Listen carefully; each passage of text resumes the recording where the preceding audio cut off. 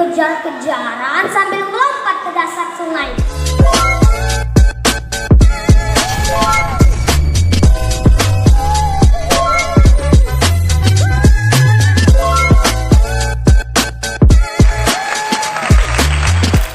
Assalamualaikum teman-teman.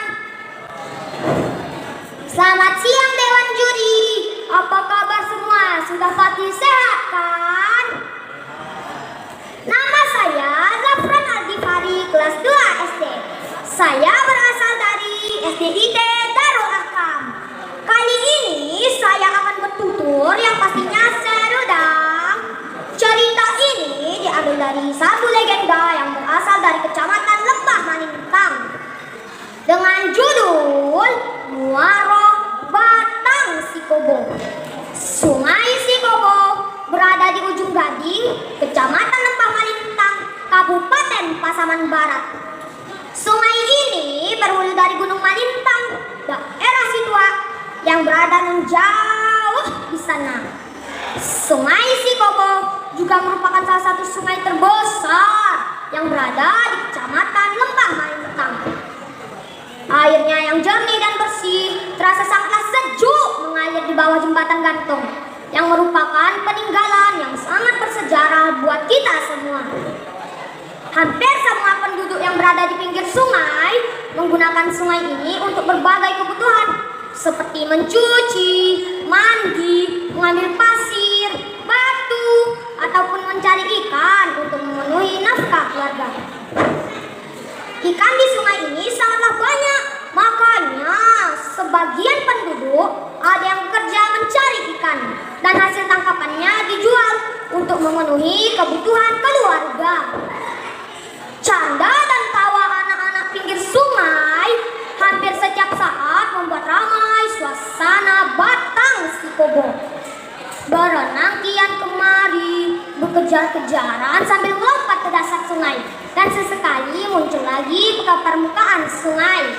Makanya anak-anak pinggir sungai sangat jago berenang. Pada zaman dahulu, Sungai Sikobo bermuara ke Jorong Sikobo, Kecamatan Kota Balingka. Namun pada akhirnya sungai ini bermuara ke Air Bangis, Kecamatan Sungai Bermas. Nah teman-teman, mau tahu kan kenapa sungai ini muaranya pindah ke Air Bangis? Begini kisahnya. Alkisah, pada zaman dahulu kala di daerah Gunung Kota Tinggi hiduplah sekelompok penduduk. Namun karena terserang penyakit yang berbahaya, mereka pun pindah ke daerah Pancuren dan akhirnya pindah lagi ke daerah Sikobo. Dan sampai saat ini mereka berdomisili di daerah tersebut. Mereka hidup tentram dan damai. Kebersamaan mereka dalam segala hal seperti menangkap ikan, membangun rumah, bersawah, dan banyak lagi pekerjaan yang mereka lakukan secara bersama. Sikap gotong royong mereka membangun negerinya patut kita jadikan sebagai contoh. Daerah Sikobo yang berada di pinggir pantai mengharuskan penduduknya bermata pencarian sebagai nelayan.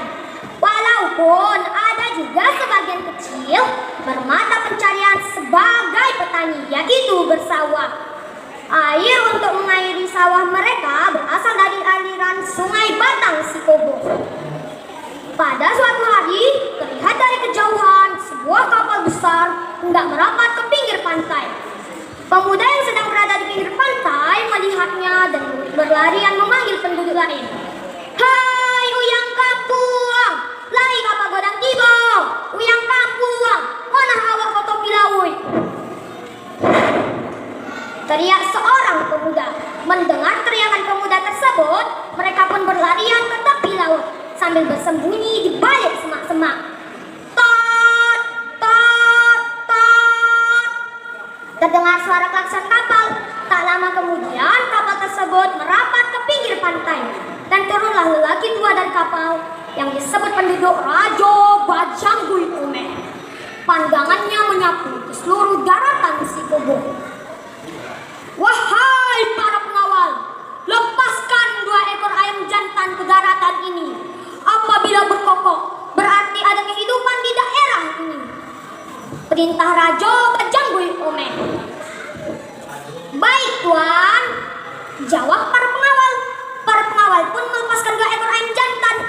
diperintahkan oleh Raja Bajanggoy Ome.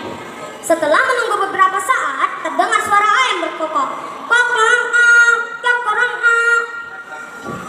Ayo kita semua turun. Kita mencari tempat tinggal di daerah ini. Karena menurut ramalan saya, kita bisa hidup sejahtera di sini. Perintah Raja Bajanggoy Ome. Semua yang ada di kapal pun turun menuju perkampungan. Terdengar suara berisik dari balik semak-semak. Ada siapa di sana? Ayo keluarlah, kami bukan orang jahat, kata Raja Bajanggoy Ome. Akhirnya penduduk yang bersembunyi dari balik semak-semak keluar dan bertanya kepada mereka. Ada apa ya tuan-tuan datang ke daerah kami? Tanya salah seorang penduduk. Maaf kalau kedatangan kami membuat heran tuan-tuan di sini.